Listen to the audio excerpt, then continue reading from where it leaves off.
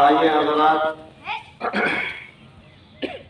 بارگاہ رسول اور آل رسول میں درود پاک پڑھیں۔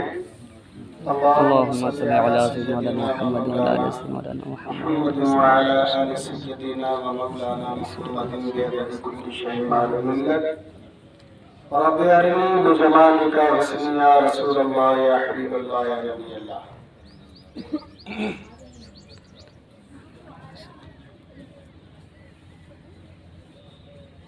آج شوال کی پہلی تاریخ ہے، یعنی عید الفطر کا دن ہے۔ اہل ایمان ذوق در ذوق اللہ کی عبادت کے لیے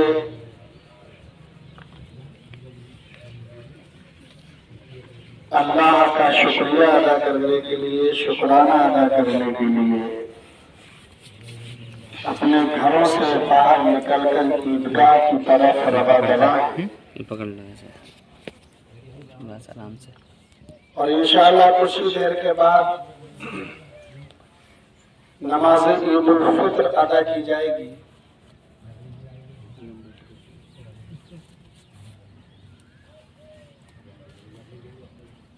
عید کے دن کا خصوصی پیغام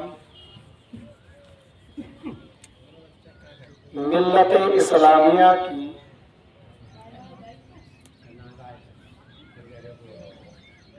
ضم و حالی کو مد نظر رکھتے ہوئے اتفاق اور اتحاد ہے۔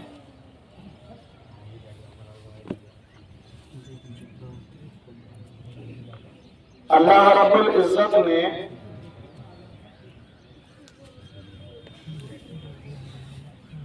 ہماری عبادات ہوں، چاہے اخلاقیات ہوں، تمام چیزوں میں اجتماعیت یعنی جماعت کو ملحوظ رکھا ہے۔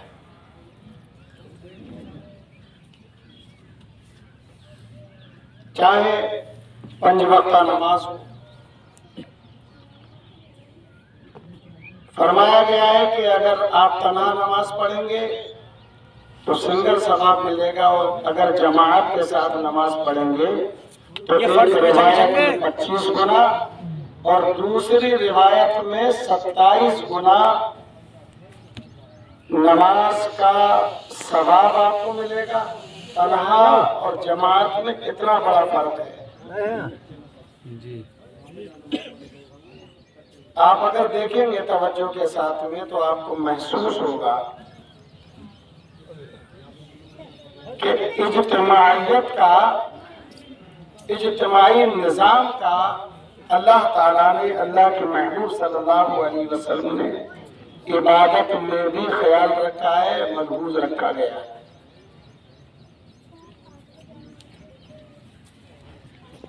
ایک محلے کے لوگ 5 وقتہ نمازوں میں کاندھے سے کاندھا ملا کر کھڑے ہو کر اللہ کے گھر میں اپنے ایک ہونے کا، متحد ہونے کا اور متفق ہونے کا اعلان کرتے ہیں۔ جمعے کی نماز ہوتی تو ایک محلے کے نہیں، چند محلے کے لوگ اکٹھا ہو کر اپنی اجتماعیت کا ثبوت دیتے ہیں اور یہ بتاتے ہیں کہ ہم متحد ہیں، متفق ہیں۔ اور جب عید کا موقع آتا ہے تو ایک بستی نہیں، چند بستیوں کے لوگ مل کر عیدگاہ میں کاندھے سے کاندھا ملا کر اپنی اجتماعیت، اپنی اتحاد اور اپنی اتفاق کا مظاہرہ پیش کرتے ہیں۔ اور جب حج کرنے کے لیے جاتے ہیں پوری دنیا کے لوگ میدان عرفات میں کھڑے ہو کر ایک ہی لباس میں، بغیر سلی چادروں میں، سفید لباس میں کھڑے ہو کر پوری دنیا کے مسلمان، چاہے وہ ہندوستان کے رہنے والے ہوں، چاہے امریکہ کے رہنے والے ہوں، چاہے وہ برطانیہ کے رہنے والے ہوں، چاہے کینیڈا کے رہنے والے ہوں، چاہے شری لنکا کے رہنے والے ہوں، کہیں کے بھی ہوں، ان کی زبانیں مختلف ہو سکتی ہیں، ان کے رنگ مختلف ہو سکتے ہیں، ان کی برداشت مختلف ہو سکتی ہے، زندگی گزارنے کا طریقہ ان کا جدا گانا ہو سکتا ہے، ان کی بھاشائیں، ان کی لینگویجز، ان کی زبانیں مختلف ہو سکتی ہیں، لیکن وہاں پر میدان عرفات میں صرف ایک ہی کلمہ سب کی زبانوں پر ہوتا ہے، ایک ہی جیسا سب کے جسموں پر لباس ہوتا ہے۔ دنیا کے مختلف کونوں سے آنے والے تمام لوگ اگرچہ تمام چیزوں میں مختلف ہوتے ہیں، لیکن مقصد وہاں پر سب کا ایک ہوتا ہے، اور سب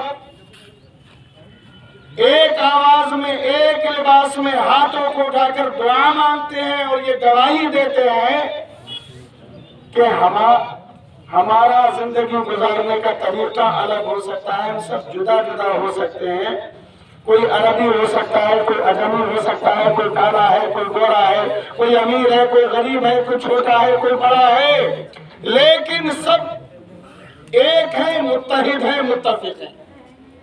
اس سے بہتر جو اسلام نے نظام عبادت عطا فرمایا ہے، پنجگانہ نمازوں سے لے کر عیدگاہ کی اس نماز سے لے کر میدان عرفات میں حج کی تکمیل تک جتنی بھی عبادتیں ہیں، اللہ تبارک و تعالیٰ نے سب جگہ اجتماعیت کو ملحوظ رکھا ہے۔ ایک طرف اللہ کی عبادت ہوتی رہے اور دوسری طرف یہ اعلان بھی ہوتا رہے کہ ہماری زندگی اور ہماری بقا اتحاد میں ہے اور اتفاق میں ہے۔ بے شک سبحان اللہ۔ آپ کو یاد ہوگا کہ مدینہ شریف ہجرت سے پہلے دو قبیلے تھے مدینے کے اندر، جس کا نام تھا اوس اور خزرج۔ ذرا سی معمولی سی بات پر بتایا تو یہ جاتا ہے کہ بچوں کی معمولی لڑائی میں بات اتنی بڑی کہ 120 سال تک ان میں لڑائی ہوتی رہی ہے۔ کبھی اس قبیلے کا کوئی آدمی مارا گیا، کبھی اس قبیلے کا کوئی آدمی مارا گیا، خون کہ دریا بہتے رہے 120 سال تک۔ لیکن جب اللہ کے نبی صلی اللہ علیہ وسلم مدینہ شریف تشریف لے گئے تو سب سے پہلا آپ نے کام کیا کیا؟ اوس و خزرج کے درمیان میں اتحاد قائم فرمایا، مواخات قائم فرمائی۔ جو ایک دوسرے کے خون کے پیاسے تھے وہ ایک دوسرے پر خون نچھاور کرنے کے لیے تیار ہو گئے۔ بے شک سبحان اللہ۔ یہ میرے مصطفیٰ کا درس تھا، یہ تعلیم تھی سرکار کی، اس لیے کہ پیارے آقا صلی اللہ علیہ وسلم جانتے تھے۔ آپ کو معلوم ہے، آپ کو معلوم تھا کہ بغیر اتحاد و اتفاق کے آگے نہیں بڑھا جا سکتا ہے۔ ہمارا وجود نہیں ہے اور کسی قوم کا وجود نہیں ہے جب تک کہ کوئی قوم متحد نہیں ہوگی، متفق نہیں ہوگی، اس کا کوئی وجود نہیں ہے۔ اتحاد زندگی ہے، انتشار موت ہے۔ اتحاد زندگی ہے اور انتشار موت ہے۔ اتحاد وجود ہے، انتشار عدم ہے۔ جن قوموں نے ان فلسفے کو سمجھا وہ دنیا میں آگے بڑھ رہی ہیں۔ حقیقت یہ ہے کہ اسلام کی جو بنیاد ہے وہ اتحاد اور اتفاق پر ہی ہے۔ میں نے ابھی اتنی دیر آپ حضرات کے سامنے جو گفتگو کی کہ عبادات، آپ معاشرت چھوڑ دیجئے، معاشرت تو چھوڑ دیجئے، عبادات میں بھی اللہ نے اتحاد اور اتفاق کو ملحوظ رکھا ہے کہ نماز پڑھنے کے لیے اب جب ہم کھڑے ہوتے ہیں کاندھے سے کاندھا ملا کر اللہ کی عبادت کرتے ہیں، اللہ کی بڑائی بیان کرتے ہیں، اس کے پیارے نبی صلی اللہ علیہ وسلم کی رسالت کی گواہی دیتے ہیں، لیکن دوسری طرف ہم اس بات کا اعلان کرتے ہیں کہ ہم کچھ بھی ہوں گے، امیر ہوں گے، غریب ہوں گے، عربی ہوں گے، اجمی ہوں گے، کالے ہوں گے، گورے ہوں گے، لیکن ہم سب ایک ہیں، ہمارے درمیان میں کوئی فرق نہیں ہے۔ یہ مساوات کی تعلیم ہے، یہ اخوت کا درس دیتا ہے اسلام۔ رب کائنات نے فرمایا وَجَعَلْنَاكُمْ شُعُوبًا وَقَبَائِلَ لِتَعَارَفُوا إِنَّ أَكْرَمَكُمْ عِندَ اللَّهِ أَتْقَاكُمْ۔ رب فرماتا ہے کہ ہم نے تمہیں مختلف قبیلوں میں، برادریوں میں پیدا کیا تاکہ ایک دوسرے کو پہچان سکو۔ یہ ہماری آپ کی پہچان کے لیے ہے۔ آپ سوچو گے کہ پہچان کیا ہے؟ ارے بھائی ایک کوئی شہر ہے بڑا سا اور آپ کو کام ہے کہاں جا رہے ہیں، فلاں شہر میں، کس جگہ جا رہے ہیں، ارے اس جگہ کا تعارف ہوگا نہیں ہوگا، تو قبیلوں کے تعارف کے لیے یہ قبیلے بنائے گئے تاکہ ایک دوسرے کو پہچانے یہ فلاں قبیلے کا یہ فلاں قبیلے کا ہے. لیکن یہ قبیلے اس لیے نہیں بنائے گئے کہ ایک قبیلہ دوسرے پر فوقیت اور اپنی برتری بیان کرے. آج ہمارے درمیان میں ہماری صفوں کے اندر جو انتشار برپا ہے، جو اتحاد پارا ہے، اس کی دو وجہ ہیں. ایک وجہ تو وجہ تفاخر ہے اور دوسری حق تلفی. اگر ان دونوں چیزوں میں اگر سدھار پیدا کر لیا جائے، اگر اصلاح کر لی جائے، تو میں سمجھتا ہوں کہ یہ جو ہماری صفوں کے درمیان میں دراریں ہیں پڑی ہوئی، جو صفیں درست نہیں ہیں، یہ سب درست ہو جائیں گے. ایک تو ہم حق مارنا چھوڑ دیں. بھائی بھائی کا حق مار رہا ہے. بھائی سب سے پہلے حقوق کا معاملہ کہاں سے شروع ہوگا؟ گھر سے. پہلے گھر سدھرے گا، پھر خاندان سدھرے گا، پھر محلہ سدھرے گا، پھر بستی سدھرے گی. آج کنڈیشن یہ ہے کہ ہر آدمی اپنے حق کا مطالبہ کر رہا ہے، دوسرے کا حق ادا کرنا کوئی نہیں چاہتا ہے. بھائی بھی یہ چاہتا ہے کہ میرا حق تو ادا ہو لیکن میں اس کا حق ادا نہ کروں. بیوی یہ چاہتی کہ شوہر اس کا تو حق ادا کرے لیکن اس کو اس کا حق ادا نہ کرنا پڑے. بیٹا یہ چاہتا ہے کہ باپ میرا تو حق ادا کرے لیکن مجھے کچھ نہ کرنا پڑے. تو اس کی ابتدا آپ کو اپنے گھر سے کرنا پڑے گی. حق تلفی اگر ختم کر دیں گے تو آدھا انتشار ویسے ختم ہو جائے گا. دوسرا ہے وجہ تفاخر. اگر چند مسلک کے لوگ ہیں تو ہر آدمی اپنا اپنا جھنڈا اٹھائے ہوئے ہے. برادری ہے تو ان کے ذہنوں میں یہ ہے کہ نہیں بھئی ہماری نسل تو اعلیٰ ہے، ہم تو بلند ہیں. ہر آدمی سوچ رہا ہے کہ میں تو زیادہ قابل ہوں، میں زیادہ سمجھدار ہوں. بس یہی چیزیں تو ہیں جو ہمارے درمیان میں انتشار برپا کر رہی ہیں. اور یہی آپ کے مخالفین کا مقصد ہے کہ آپ کسی نہ کسی وجہ سے متحد نہ ہونے پائیں. متحد ہو گئے تو سیاسی اعتبار سے بھی آپ مضبوط ہو جاؤ گے، مذہبی اعتبار سے بھی آپ مضبوط ہو جاؤ گے. اور آپ کے مخالف یہی تو نہیں چاہتے. اللہ کے نبی صلی اللہ علیہ وسلم نے جب مدینہ شریف میں اوس و خزرج میں جب صلح کرا دی، آپس میں سمجھوتا کرا دیا، ایک دوسرے کے جو خون کے پیاسے تھے وہ ایک دوسرے کے بھائی بن گئے، خون نچھاور کرنے کے لیے تیار ہو گئے. ایک شخص تھا شاذ بن قیس، اسے یہ چیز بڑی کھٹکتی تھی. جیسے ہی موقع لگتا تھا تو کبھی کسی خزرج کے پاس پہنچ گیا اور اس کو اپنے شعروں کے ذریعے سے، عرب لوگ جو تھے وہ شعر و شاعری کا بہت شوق تھا، شغف تھا، تو وہ کوئی نہ کوئی شعر سنا کر خزرج کے کسی بھی انسان کو بھڑکاتا تھا کہ دیکھو یار تمہارے ساتھ میں کتنا ظلم کیا گیا ہے. بھول گئے 50 سال پہلے تمہارے ساتھ کیا ہوا تھا، 20 سال پہلے تمہارے ساتھ کیا ہوا تھا. شعر پڑھ پڑھ کے اس کو بھڑکاتے تھے. اچھا کبھی اوس کے پاس چلا گیا، کسی اوس قبیلے کا کوئی شخص ملا تو اسے بھڑکاتا تھا، ارے یار تمہارے ساتھ تو بڑی ناانصافی ہوئی ہے، تمہارے دادے کے ساتھ، تمہارے پردادے کے ساتھ میں تو انہوں نے یہ کیا ہے. اتنا بھڑکایا کہ ایک دن تو یہ ہوا کہ دونوں قبیلوں کے لوگ پھر آمنے سامنے آ گئے. اللہ کے نبی صلی اللہ علیہ وسلم کو جب علم ہوا، تشریف لے گئے تو آپ نے سرزنش فرمائی اور فرمایا کیا ہے یہ، میں تمہارے درمیان میں موجود ہوں، میں نے تمہارے درمیان میں صلح کرا دی ہے، بھائی بھائی بنا دیا ہے، اب یہ خلافت کیسے پیدا ہوئی ہے. پتہ لگایا کہ شاذ بن قیس کی حرکت سے یہ دونوں قبیلے پھر سے آمنے سامنے آ گئے. وہ نہیں چاہتا تھا، وہ یہودی تھا، وہ یہ نہیں چاہتا تھا کہ مسلمانوں میں اتحاد قائم ہو. یہ متحد ہوں گے تو ہم کمزور ہو جائیں گے. آپ دیکھیں آج کے پس منظر میں بھی دیکھیں، آپ متحد ہوں گے تو وہ کمزور ہو جائیں گے. اللہ کے نبی صلی اللہ علیہ وسلم نے ارشاد فرمایا وَاعْتَصِمُوا بِحَبْلِ اللَّهِ جَمِيعًا وَلَا تَفَرَّقُوا. اے لوگوں، اللہ کی رسی کو مضبوطی سے پکڑ لو اور فرقوں میں، گروہوں میں، جماعتوں میں مت بٹو. وَاذْكُرُوا نِعْمَتَ اللَّهِ عَلَيْكُمْ. فرمایا اہل مدینہ اللہ نے جو تم پر نعمتیں کی ہیں، نعمت عطا فرمائی ہے، انعام دیا ہے تمہیں، اذ کنتم اعداء، جب تم آپس میں ایک دوسرے کے دشمن تھے تو تمہیں انعام سے نوازا۔ وہ سب سے بڑا انعام کیا تھا؟ بھائی بھائی بنا دیا۔ بے شک، سبحان اللہ۔ وَأَلَّفَ بَيْنَ قُلُوبِكُمْ، دشمن تھے نا ایک دوسرے کے، اللہ نے تمہارے دلوں میں محبت ڈال دی۔ کب محبت ڈالی؟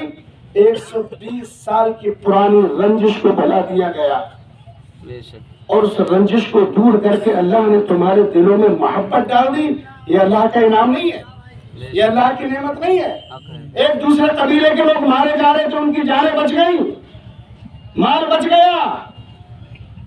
جی، جو وقت آپس میں لڑنے میں گزار رہے تھے وہ آگے بڑھنے میں گزارنے لگے۔ یہ نعمت نہیں ہے تو کیا ہے؟ بے شک، سبحان اللہ۔ فَأَصْبَحْتُمْ بِنِعْمَتِهِ إِخْوَانًا، اور تم بھائی بھائی بن گئے۔ وَكُنْتُمْ عَلَى شَفَا حُفْرَةٍ مِّنَ النَّارِ، اللہ فرماتا ہے کہ تم جہنم کی آگ کے گڑھے کے کنارے پر کھڑے تھے۔ فَأَنْقَذَكُم مِّنْهَا، اللہ نے تمہیں اس جہنم سے تمہیں بچا لیا، جہنم کی آگ سے تمہیں بچا لیا۔ كَذَلِكَ يُبَيِّنُ اللَّهُ لَكُمْ آيَاتِهِ لَعَلَّكُمْ تَهْتَدُونَ، اسی طرح سے اللہ تبارک و تعالی اپنی آیتیں بیان کرتا ہے، نشانیاں بیان کرتا ہے تاکہ تم ہدایت یاب ہو جاؤ۔ تو ضروری ہے کہ آپ متحد رہیں، متفق رہیں، فرقوں میں نہ بٹیں۔ وجہ تفاخر چھوڑ دیجئے کہ میں اونچا ہوں یہ نیچا ہے، میں صحیح ہوں یہ غلط ہے، یہ چیزیں چھوڑ دیجئے، جی، اور دوسروں کا حق تلف کرنا چھوڑ دیجئے، بے شک، دوسروں کا حق مارنا چھوڑ دیجئے، دوسروں کو ستانا چھوڑ دیجئے، زبان سے بھی ہاتھ سے بھی۔ بھائی بھائی ہو تو بھائی کا کردار ادا کرو، صرف زبان سے کہنے کے لیے نہیں۔ اللہ رب العزت ارشاد فرماتا ہے لَقَدْ كَانَ لَكُمْ فِي رَسُولِ اللَّهِ أُسْوَةٌ حَسَنَةٌ، کہ سرکار کی زندگی میں آپ کے لیے زندگی گزارنے کا نمونہ موجود ہے۔ یتیموں کے ساتھ کیسا برتاؤ کرنا ہے، کمزوروں کے ساتھ کیسا برتاؤ کرنا ہے، زندگی اٹھا کر دیکھیے میرے مصطفیٰ جان رحمت صلی اللہ علیہ وسلم کی۔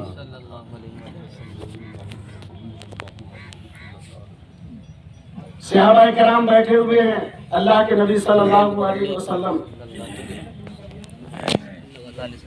واعظ و نصیحت فرما رہے ہیں۔ ایک شخص آیا، کہا یا رسول اللہ میرا بچہ صبح سے گم ہے، ایک ہی بیٹا ہے میرا، گھر والے پریشان ہیں، تڑپ رہے ہیں، ڈر ہے کہ کوئی انہونی نہ ہو گئی ہو، دعا فرما دے میرا بچہ مل جائے۔ اس سے پہلے کہ اللہ کے نبی صلی اللہ علیہ وسلم دعا فرماتے، ایک شخص اٹھ کے کھڑے ہوئے اور کہا کہ اے اللہ کے نبی، اس کے بیٹے کو میں پہچانتا ہوں، میں نے دیکھا ہے کہ فلاں باغ میں دوسرے بچوں کے ساتھ میں کھیل رہا ہے۔ وہ شخص پلٹا، سرکار نے اس کو روکا، فرمایا کیا خبر مل گئی نا، بے چین ہو، مضطرب ہو؟ کہا ہاں یا رسول اللہ، صبح سے مضطرب ہوں، پریشان ہوں، بے چین ہوں، گھر والے بھی تڑپ رہے ہیں۔ میں اس لیے تیزی سے مڑا کہ جلدی سے اپنے بچے کو دیکھ کر اپنی آنکھوں کو ٹھنڈا کروں۔ سرکار نے فرمایا کہ جاؤ، لیکن جب تمہارا بیٹا ان بچوں میں نظر آئے تو اسے بیٹا کہہ کے مت پکارنا۔ یا رسول اللہ میرا بیٹا ہے، بیٹے کو بیٹا کہنا کیا گناہ ہے؟ میں بیٹا کہہ کے پکاروں گا تو اس میں حرج بھی کیا ہے؟ تو اللہ کے نبی صلی اللہ علیہ وسلم نے ارشاد فرمایا، چونکہ صبح سے اپنے بچے کو دیکھنے کی تمہاری آنکھیں ترس رہی ہیں، دل میں کرب ہے، اضطراب ہے، بے چینی ہے، جہاں پر وہ تمہارا بچہ کھیل رہا ہے وہ سینکڑوں بچوں کے بیچ میں کھیل رہا ہے، جب تم اپنی اس مضطرب اور بے چین آواز میں درد و کرب کے ساتھ بیٹا کہہ کے پکارو گے تو نہ جانے ان بچوں میں کتنے یتیم بچے کھیل رہے ہوں گے۔ جب تم بیٹا کہہ کے پکارو گے تو انہیں اپنے باپ کی محبت یاد آ جائے گی۔ سرکار نے فرمایا کہ کوئی بھی شخص کسی بیوہ کے سامنے اپنی بیوی سے پیار کا اظہار نہ کرے، کسی غریب کے سامنے کوئی امیر اپنے بچے کو فاخرانہ لباس پہنا کر فخر نہ کرے،